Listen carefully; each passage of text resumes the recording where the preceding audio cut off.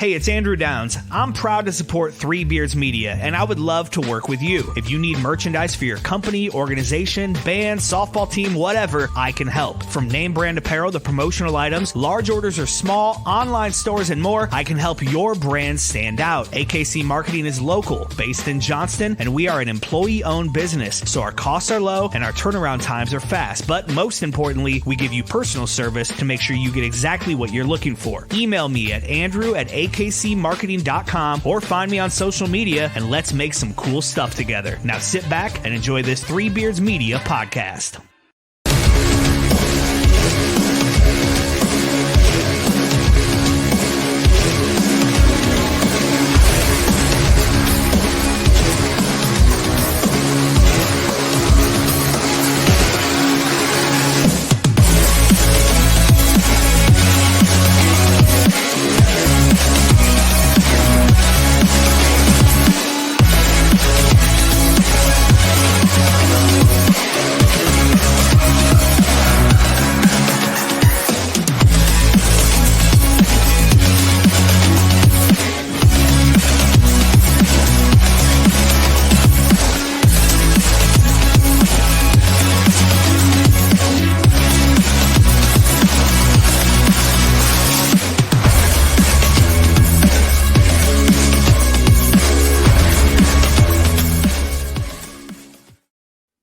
All right. Good evening, everyone. It's Andrew Barber back with Drew Shipley. We are here at Ohio State Week. And how are we feeling this week, Drew?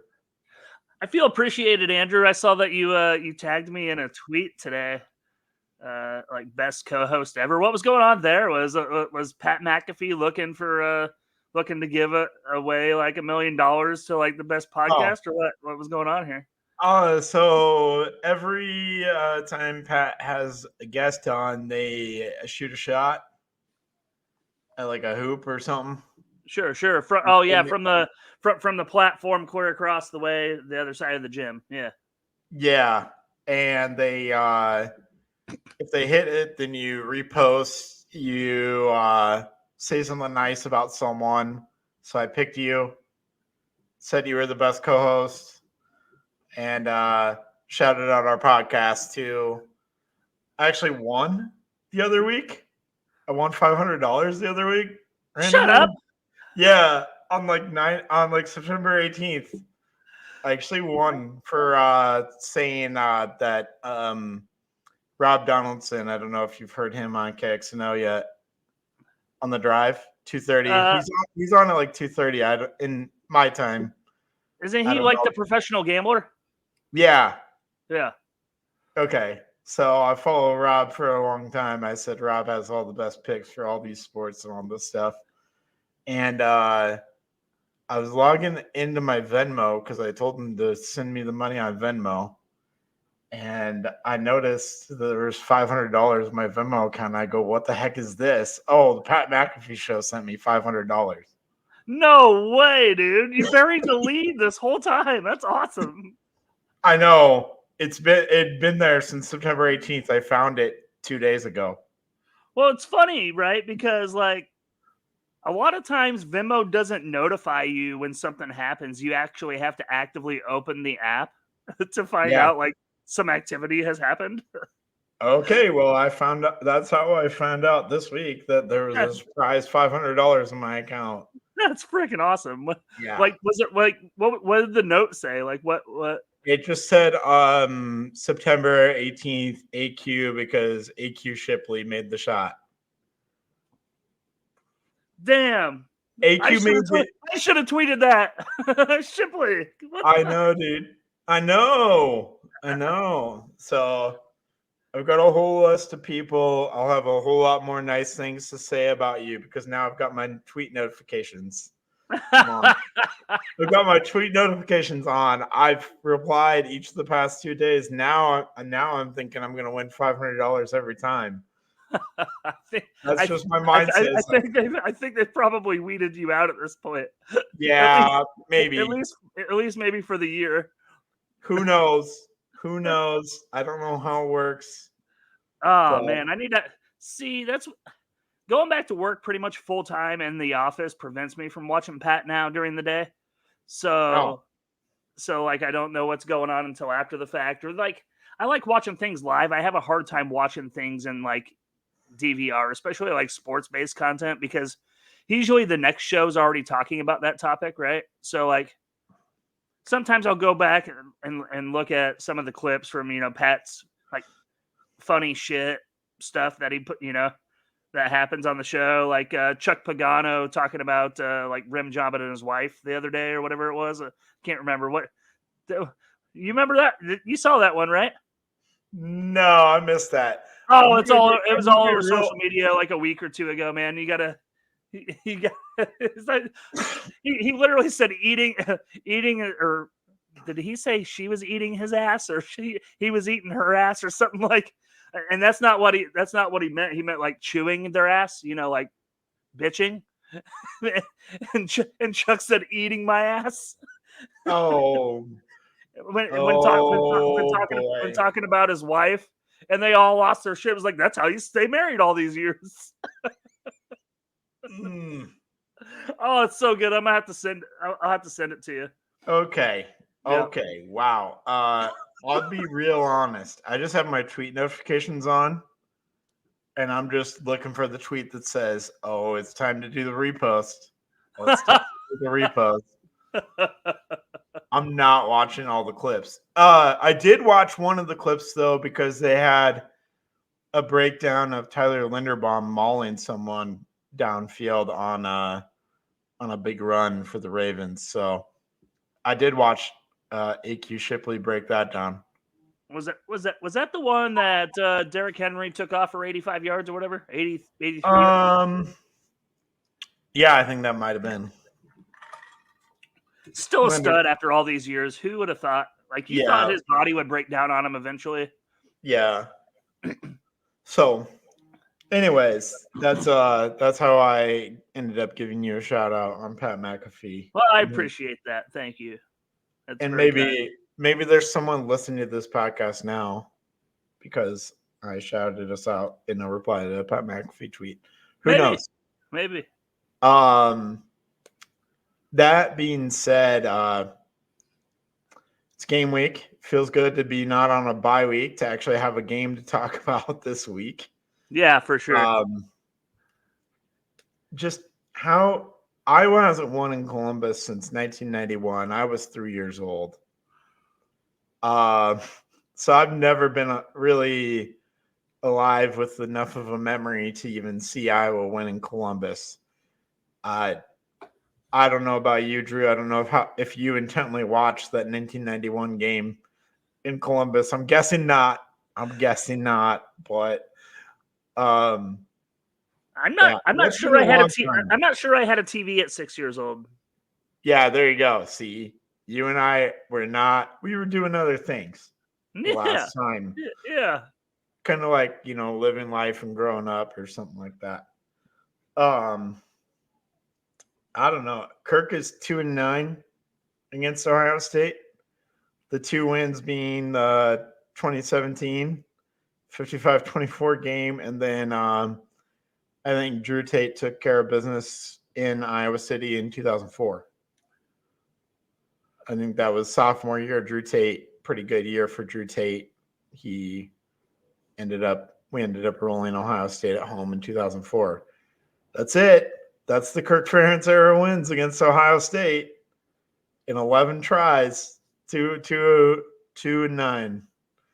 So there's not a lot of good history here. I think you and I both kind of preseason both picked Iowa to lose here in this spot.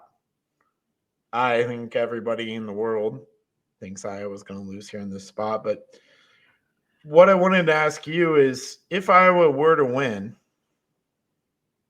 what would that look like? What would, in your mind, the recipe have to be if Iowa was going to somehow pull out a miracle?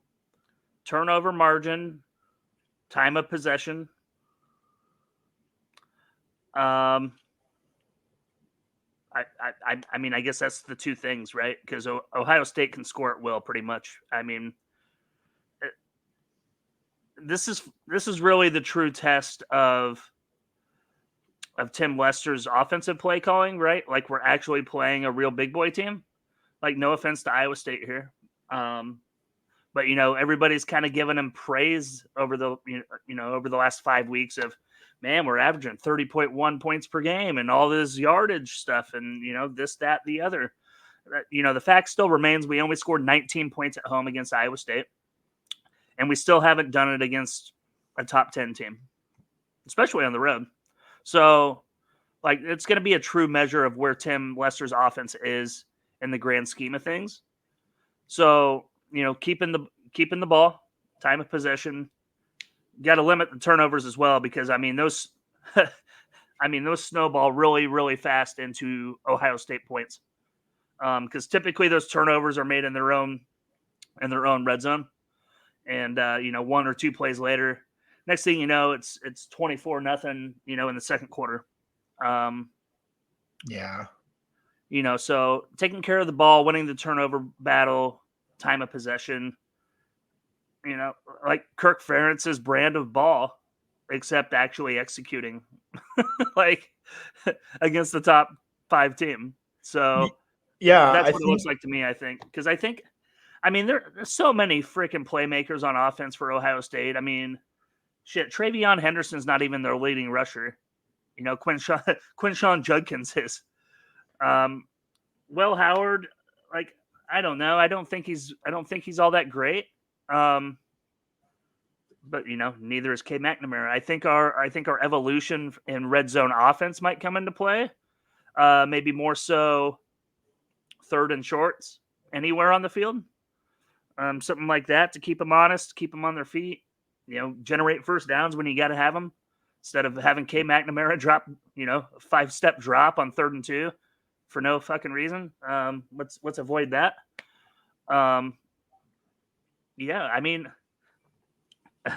Nobody in their right mind is going to pick Iowa to win this game, right? It's more of a how much question, right? Is it going to be much like last year? What was the stat? 92-0? Was that the stat from last year? Yeah, against ranked teams. So we improve on that, which I certainly hope we would. In the evolution of Tim Lester offense, I think we will score, which is a low bar. Right. But man, like offensive points. I feel better about this team than the 2009 team where we lost Ricky Stanzi the week before against Northwestern in the end zone, and we rolled Vandenberg out there. Yeah, and we could have won that game. Winnable game, 1 possession game into the fourth quarter. I feel better about this team than I did that game for sure. I think Iowa was a 31-point dog in that game. Holy cow. Speaking of lines, we'll address that. It's down to 18, Andrew. It opened up at 22.5. It's down to 18? I looked at DraftKings before the podcast. It's down to 18. Is that it? So Will Howard did have a rib injury last week. Is that a signal that Will Howard's rib injury is more serious than we know? That's a big point swing. So there's something there. I don't know much about their injury report, honestly. I thought I heard Will Howard's good to go. So if that swings, I think that kind of that changes things a little bit. 4.5 points is like a $5 million bet, or some information came down. One of the two. Like you got to wager that much money to swing a line that many points, right? So it's either that or some information has come out that I'm not privy to. Maybe Eichel has something. I don't know. Have you checked Hawkeye Insider lately? I have not checked Hawkeye Insider lately, but I agree with your recipe for a possible Iowa win if there was going to be any sort of a miracle. I think what you're talking about is, and Kirk has said this word a lot, but it's true complementary football, right? Like actual complementary football, like what we've talked about before. Your defense does their job, which again, I have some confidence there in the defense holding up their end for at least a little bit. But if the offense does nothing, then the defense is going to wear down like we've seen before. And like the 2022 game, we couldn't stop turning the ball over. We just could not stop turning the ball over. And my God, it seemed like they scored on like the next play or like 2 plays after that every time too. Like it was like bang bang, we got the ball. 60 seconds later on the play or on the game clock, it's another 7. Like it was out of control. Yeah, so you can't like even if you don't win the turnover margin, I think you can keep this one close if you're just like even. Like if you're just even or maybe slightly win it, this game is going to be close. I want to see how Caleb Johnson runs the ball against Ohio State. That's what I really want to see.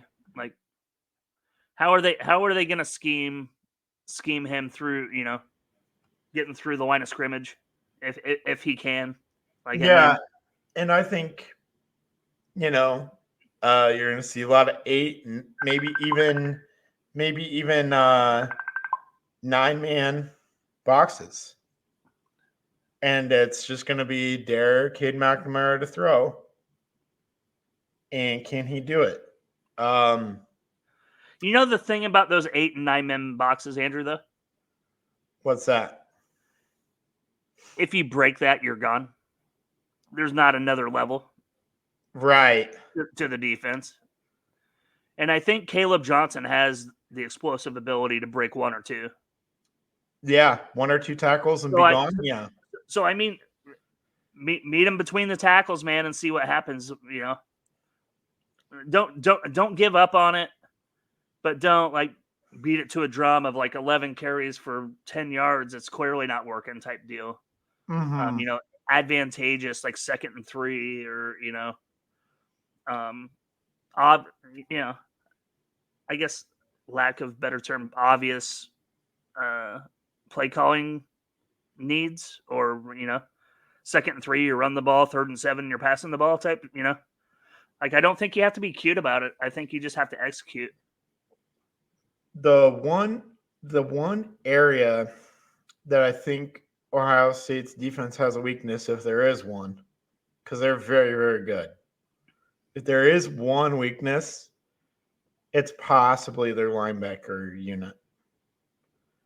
And in run defense and in coverage. So to me, this has got to be, if I was going to stay in this game, it's got to be a big Luke Lachey day. It's got to be a huge Luke Lachey day in the passing game because I think he is the weapon that can expose maybe a linebacker core that is not great in coverage. If you can get Luke Lachey on a linebacker in a passing situation, advantage Iowa, I think, in that scenario. Okay. I don't know if they're going to be – I don't know what Ohio State's going to do. They're probably going to give some sort of help. Sorry, excuse me. But, yeah, that's maybe the one weakness of their defense. I would say this might be one of the better Ohio State rosters out there. Just thinking about all-time Ohio State teams, this is probably one of the best. Probably one of the best. This might be one of the best teams that Kirk Ferentz ever faces too in his career. That's a pretty big statement. I mean, last year's Michigan squad, probably got to give them the best because they went on to become the eventual national champions. I don't think we've played any other team that became national champions in the Kirk Ferentz era. So that's probably number one. Probably. But this Ohio State team has every capability of becoming the national champion this year. So, but they're not, because they're Ohio State and they like to choke. So, yeah, it would be a massive choke, I think, if this Ohio State team didn't win the national championship. They're my preseason pick. You're probably going to see why on Saturday. Jeremiah Smith is a stud. And and Jeremiah Smith is probably going to line up on our second corner. Harris is probably going to run with Ibuka, who's a first-round talent. So all Ohio State does is bring in a kid who's the top wide receiver ever by 247. First wide receiver ever to be the number one overall in his class. And you can see why with the way he's playing. Like, it's crazy. So I trusted Phil Parker heavily.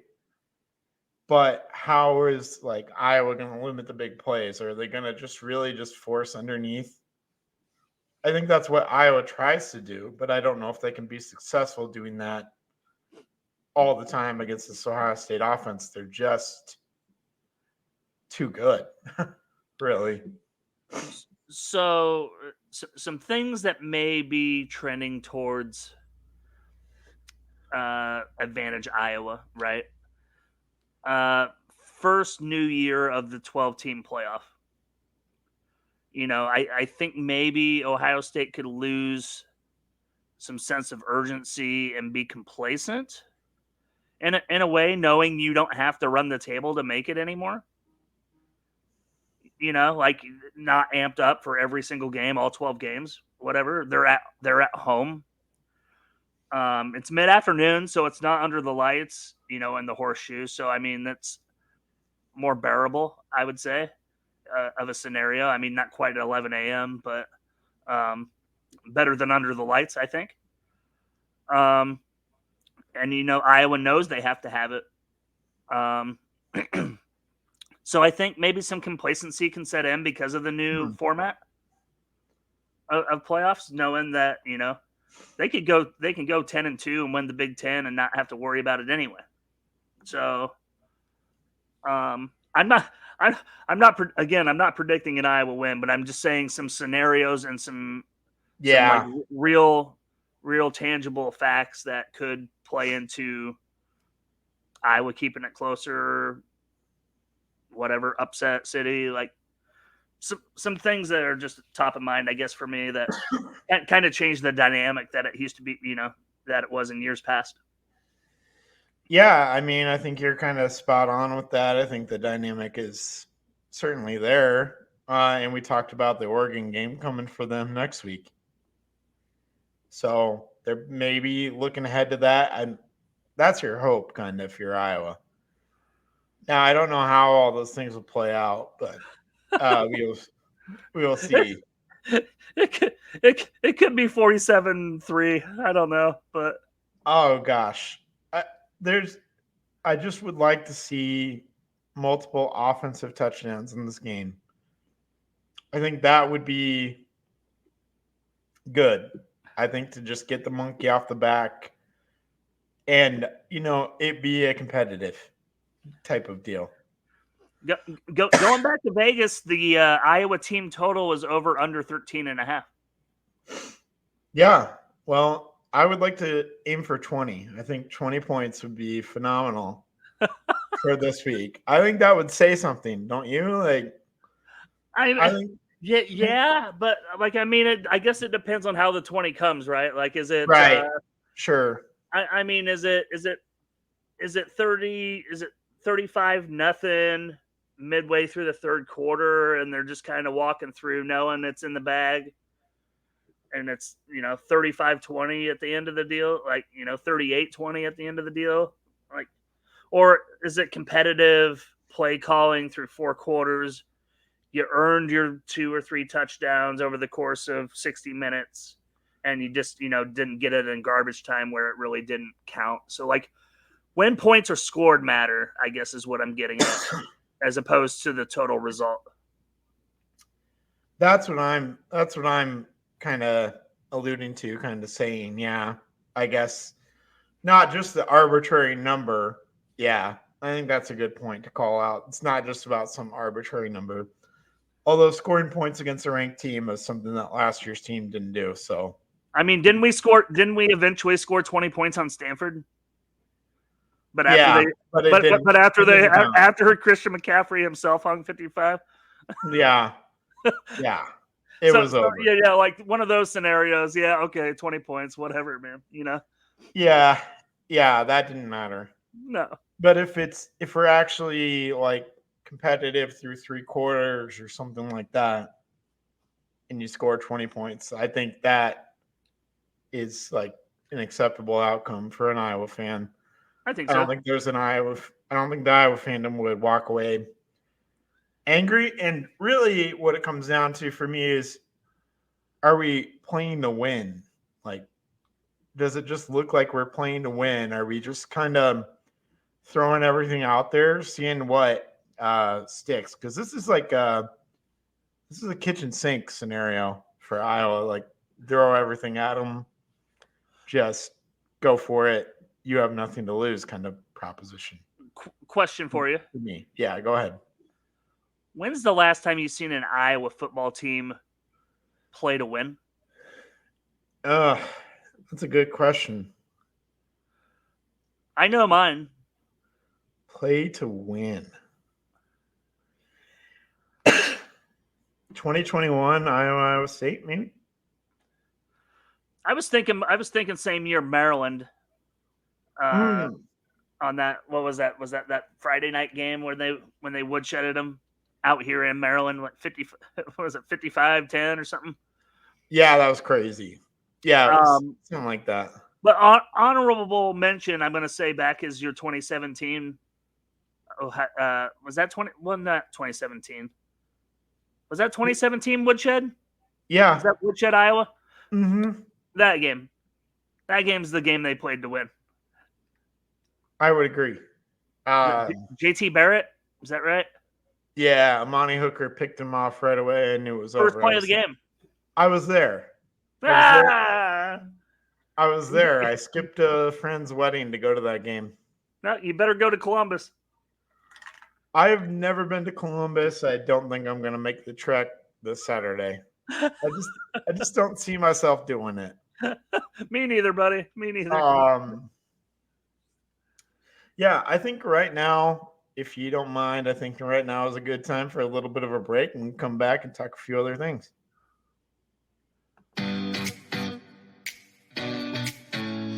Making great tasting bourbon requires the perfect combination of ingredients, conditions, and time.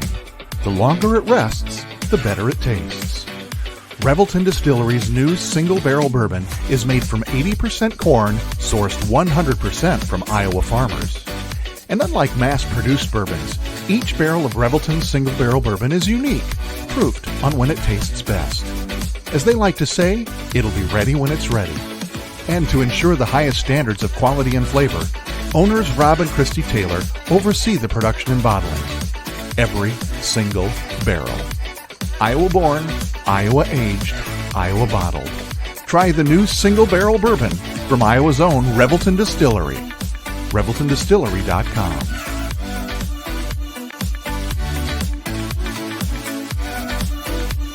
Whether you're buying, selling, or refinancing your home, or if it's simply time to renovate the one you're already living in, you need an experienced mortgage professional to help you analyze your financing options and to make sure the closing goes smoothly. And that's exactly what you get when you call Kyle Lehman at Wintrust Mortgage. Kyle's experience and expertise, coupled with Wintrust's rates and programs, ensures you'll get the mortgage that's right for you. You may even qualify for down payment assistance. Before you reach out to a realtor, call Kyle and get pre-qualified, empowering you to start shopping for the home of your dreams. Call Kyle at 515-473-0546. Kyle Lehman Wintrust Mortgage, 515-473-0546. In 2023, a crack Green Beret named Dan Douglas retired his military command and promptly escaped to a full-time career in real estate. Today, this man is wanted by home buyers and sellers who want to survive the process without spending a fortune. If you have a home to sell or want to buy one, maybe you can hire Dan Douglas at Green Beret Realty. You can find him at greenberetrealty.com. greenberetrealty.com. All right, we're back. Thanks to our sponsors, as always. Love them all. Big Ten basketball media days over the past couple of days for both the women's and the men's team. You get a chance to listen to or read any of that, or watch any of that at all? I've been so busy, Andrew. It's we're almost within 30 days of the wedding, so it's kind of been a whirlwind of finishing planning and paying and making sure everything's in hand, and if it's not, we're getting it. So honestly, I mean, on October 3rd, I did not put basketball on my plate. I do know the Iowa women have officially sold out their second consecutive season ticket. Yeah. Which is awesome to see post Bluter Clark era. So happy for them. I think the women are going to be good. They're going to compete for a Big Ten championship again. If they win it, we'll see. I think they have enough returning talent to compete. Now, are they going to go like 30-4? No, I don't think so. No, probably not. Yeah. But I think the Big Ten's more competitive conference wide. When you're adding those Pac-12 teams into the women's basketball mix. I mean, Juju Watkins, hello. Yeah, USC is going to be up there for sure. UCLA will be good. The Washington Huskies, Kelsey Plum came from there. They have a pretty good program. Oregon, hit and miss. Isn't that where Sabrina Nescu is from? Yeah, Sabrina went to Oregon. Yeah. So I mean, there's the Pac-12 bunch. I think makes a huge impact for basketball on both sides, the men's and the women's. Yeah, I'd say more so the women, but a lot of history with UCLA men's basketball, bud. Lot of history. Okay, UCLA, that's one, but I'm saying like every women's team is, all the women's teams are contributors. Yeah, fair. Years past. You got the most historic program of all time, sure. Yeah, of course. I mean, gosh, what was the they weren't twin brothers, the brothers that Mobley's playing at USC. Yeah, they had was pretty good. They had a little good run there. I think Elite Eight. Wasn't there like actually? Now that you say that, wasn't 3 of the Elite 8 teams like 2 years ago Pac-12 teams? Yeah, I think it was USC, UCLA, or Oregon. Yeah. So maybe I might stand corrected. You are the basketball guru of the podcast, but it's pretty close, man. Like either way, the Pac in general contributing to basketball in a huge way that's going to shuffle things up in the Big Ten. So I don't know what you saw or if you've seen anything from like the new teams contributing to the Big Ten this year or or anything interesting from either Fran or Jan. Yeah, I really liked Jan and some of the things she had to say about recruiting and on that front. And I don't know, she just kind of seems to just get it from a high level perspective. She just understands like today's athletes very well. Just hearing and listening to her speak and reading some of the quotes that she had out there from media days, it's like, oh, okay. If you think Iowa's going to fall off, I really don't feel that way because I think Jan gets it just as much as Lisa did. I don't think, and in some ways, I think she might get the whole recruiting thing. Like she was a huge part of the Addison Deal recruitment. Like Jan Jensen was the reason Addison Deal chose Iowa. Sure, that's a huge thing for the post Caitlin Clark era. She's going to be the reason that other young ladies are going to choose Iowa in the future. So I'm feeling good. I'm feeling confident about the post Caitlin Clark era. Ultimately, not this year. This might be wild, but I think ultimately the talent level of Iowa overall is going to raise because I love Kate Martin and Gabby Marshall and Sydney Fulter and all these other success stories that we've seen over the past 4 years. But those were not high-level recruits. They were players that developed and were molded, and they really applied themselves. That's true. That's true. That's true. Their abilities.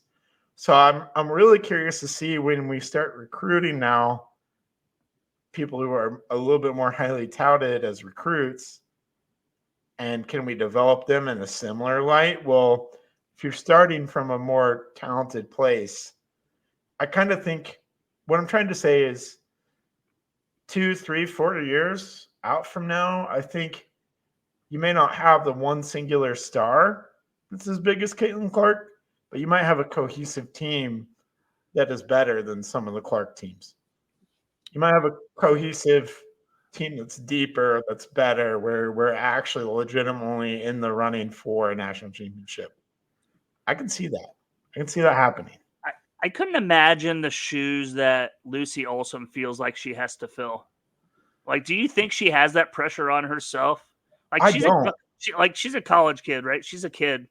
You know, she understands the Caitlin Clark effect. She understands the greatest college basketball player of all time. That's who she's replacing. Like, she understands that, I think. But she's still also a kid. So, like, how do you mentally separate yourself from that and just play your game? You're Lucy Olson. You don't have to be Caitlin Clark, I guess. Well, I think Jan is going to center that offense around Stolke a lot more this year. I'd be happy about that. You know, that's my girl. I know, and that in and of itself is going to take plenty of pressure off of Lucy Olson, I think. I think they're going to really look to Stolke and then the 6'4" freshman, Ava Hayden, who I think is in line to start at the center spot. Next to Stolke. Is she a Quad City girl? I don't remember. Where is she from? I can't remember where Ava's from. No, it's escaping me right now. That's okay. Sorry to put you on the spot. No, it's fine. It's fine. I just think that as a unit, they're going to kind of collectively, everyone's going to kind of take on that burden. I've heard Lucy Olson say, you know I'm not Caitlin Clark. I'm not trying to be Caitlin Clark. I'm just here. I'm just bringing my game. Like literally what you just said. I don't think she feels that pressure. I know that the coaches aren't putting that pressure on her. So she's feeling that. It's coming from somewhere externally. It's not coming from the program itself. What does she have available? Is it just this year? It's just this year. It's a 1-year thing with Lucy Olson. So, yep, we're going to get 1 year of Lucy Olson and Stolke and a Falter, and then a Falter, and a lot of talented freshmen that I think you're going to see. So that's what you're talking about. Where you're like, I think this is an NCAA tournament team by the end of the year, but I don't think this is a 30-4 run through everybody like a hot knife through butter kind of a team. And I don't expect that.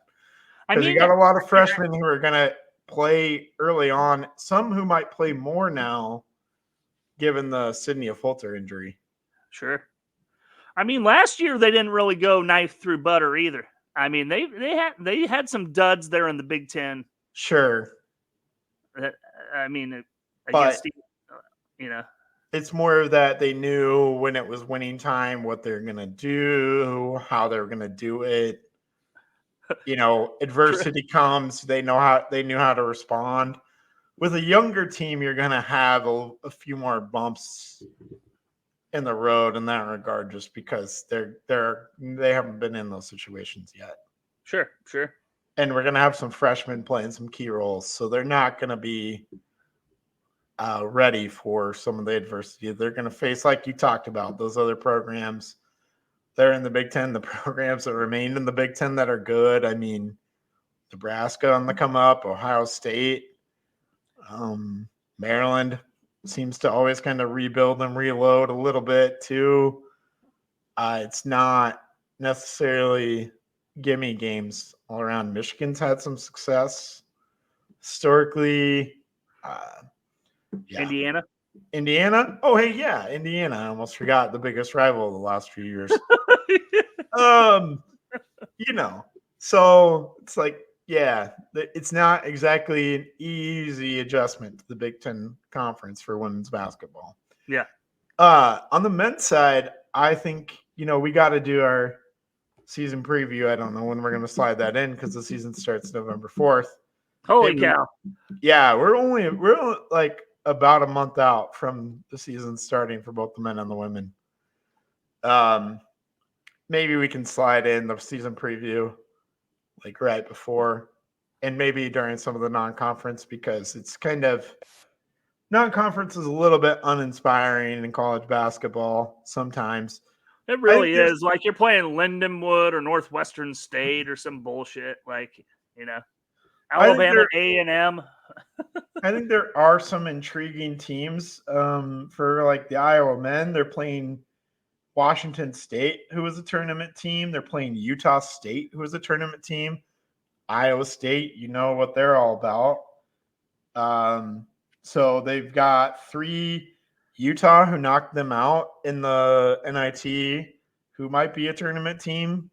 Like they're playing 4 teams in the non-conference that are, I think, Iowa State obviously tournament team, no question.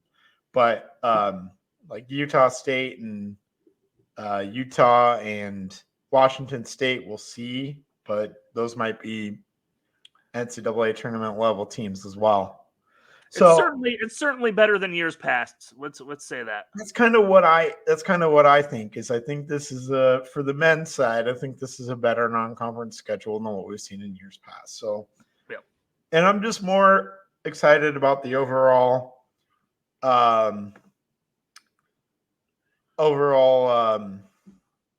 team for the men's side. I mean, I've talked about it multiple times, but I think bringing in the transfers that Fran did, bringing in the freshmen that Fran did, I'm kind of excited. I think the trajectory of the men's team is looking up too. I know that last year kind of ended on a sour note in the NIT, but getting Peyton Sanford back was huge. Getting a solid point guard who's done nothing but win at Morehead State, been in the NCAA tournament environment. Drew Thelwell was huge. Seydou Traore was, I believe, the freshman of the year in his conference. He brings some athleticism and much needed rebounding and defense and stuff. So then obviously Owen Freeman, Josh Dix, we've talked about them at length. Brock Harding's improvement. That's going to be probably the big key for Iowa is that point guard spot. I think Drew Thelwell is steady, but Brock Harding kind of brings that high risk, high reward element. Like when he's on and good, it's really good. When he's bad, it's really bad. It's kind of this give and take thing. So I'm hoping that he's developed in like the decision making process of his passing specifically, because if he figures out how to get you all of the assists that he can with cutting down the turnovers, he's going to be a pretty good point guard, and I feel a lot better about that point guard spot. And then like we said, we have some defensive concerns from last year, but I think Traore is going to boost that. I think Dembele is going to play a role. Freeman's going to play a role in that. Can Freeman stay out of foul trouble? Can Dix create a little bit more? I just think there's a lot of possibilities with this men's team. I think they're going to be not like last year. I think they're probably going to make the NCAA tournament with this squad. I don't know how far they can go, but I think this is an NCAA tournament squad. I think that's got to be the goal for this year's men's team. I mean, personally, I'm going to miss Tony Perkins, man. Like, I'm going to miss his grit more than like anything. Just the way he played the game. Now, shot making or stuff like that, whatever. I think we replace him pretty well with that. But I just like his demeanor on the court. I like his swag. I just personally, I'm hurt that Tony Perkins is not on this team. But I think it's going to be a jigsaw puzzle, I guess. I think for Fran to get the right lineup with all these, all the youngsters now, the returners, the transfers. Like you have a little piece of the pie from everywhere now. Which one fits where, when? Like that's going to be Fran's biggest hurdle, I think, and getting the most out of this squad. Like I think the talent's there, like you said. What the lineup looks like, what winning time looks like in the lineup, learning that about them in the non-con, like you said, with more competitive games with, previous tournament teams, I think it's going to pay some dividends, down in the Big Ten season.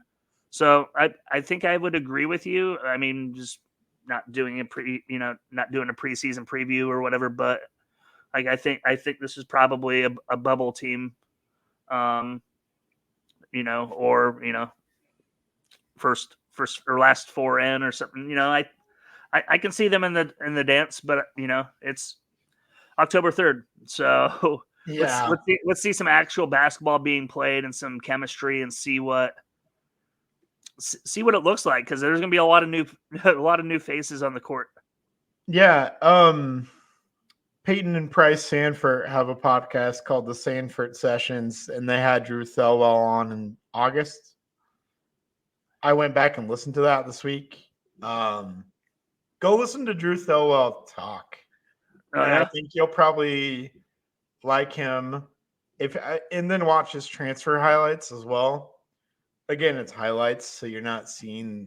You're seeing all the good stuff. Okay, well, they do actually put his weakness, like they actually do show you his turnovers. So like it's actually not just highlights. Like it does actually show you his turnovers and all that kind of stuff. But it kind of breaks down like what he's good at, that kind of thing. But you just hear him talk and like there's a level of maturity there. And what you're talking about with the competitiveness and the grit, like, yeah, you're actually describing Drew Thelwell. Like that guy actually has a lot of competitiveness and grit to him. Like, okay, all right. I think, yeah, I understand what you're saying about missing Tony, but I think, and Brock Harding has a lot of that too. So I think that's perfect for your point guard spot. Like we have two pretty highly competitive guys at the point guard spot there. I'm just kind of hoping Harding and Dix both put on about 10 pounds. Yeah. Yeah. I mean, I think Josh Dix is pretty well like established as a Big Ten player, like especially the second half of last season. I feel like he really, I really felt like he was probably our second best player.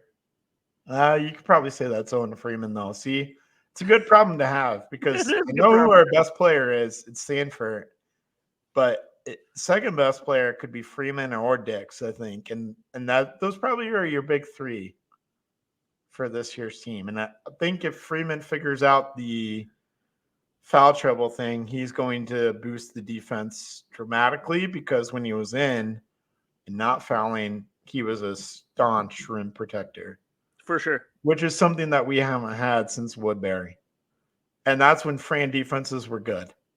So I'm looking forward to that because I also saw clips of Owen Freeman splashing contested threes in practice. Oh, we're talking about practice. I know. Don't get too worked up. But that's like the next development of his game, right? Is for sure to be outside shot, to be a triple threat for sure. Keep defenses honest, that whole thing. Okay, I could talk about the Luka Garza transformation. Yeah, except I think Freeman has the capability to be a better two-way player. Maybe not the offensive juggernaut that Luka was in college. I don't know if anybody can come close to that at Iowa, but in terms of being a two-way player, being able to go get you 10 rebounds, block a couple shots, score 15 to 20 points, I think Owen Freeman can be that kind of a guy. Sure. He can be a 15-10, 2 blocks, 1.5 blocks kind of guy. Yep. Solid center.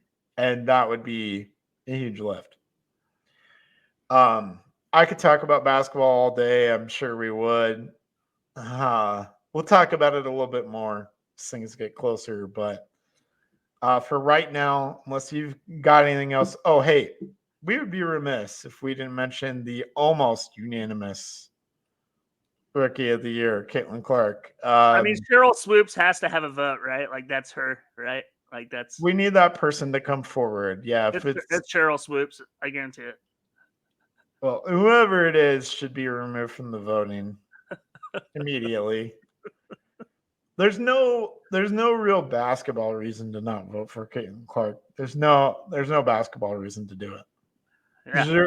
Zero basketball reasons to not vote for her. That's right. So that's all I'm going to say about that. Look out. She's right there. For sure. Unless you have anything else, I think it's time to get out of here by making our score predictions. Go ahead. Yep.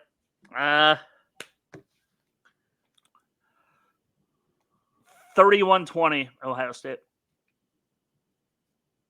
And I do think it's a competitive 4 quarters. I don't think it's like garbage time 20 points. I think it's a competitive 4 quarter three quarter game. What? People are going to think we're making this stuff up, Drew. You're going to say 31-20? Shut up. People are going to think that we talk. No. I will pull up the messages between us and confirm that we only talk about when we're going to go on the air. No way. And maybe some other we talk shit about Nebraska. I was gonna say 31-21, so it would have been a 10-point game. I'm like, nah, that doesn't seem like an Iowa score, so I took one off. I was gonna say 30-20, but then I was like, how the heck is Ohio State gonna get 30? They're gonna kick 3 field goals? Nah. They're gonna get 4 touchdowns and a field goal. That's how I got to 31-20. Iowa 2 touchdowns, 2 field goals. It makes sense for Iowa. I think it does. I think it really does. 31-20. That's the official prediction. We should put that in one of the apps if they have an exacta score, just to see if we could hit like 100,000 to 1 or something. Oh man, there's got to be something in there. Yeah. Like, usually they do for NFL. I don't know if they do that for college, but they totally do it for NFL. You can do exacta scores. Yeah. Throw $1 on that to win 10 grand. Yeah, there you go. Yep.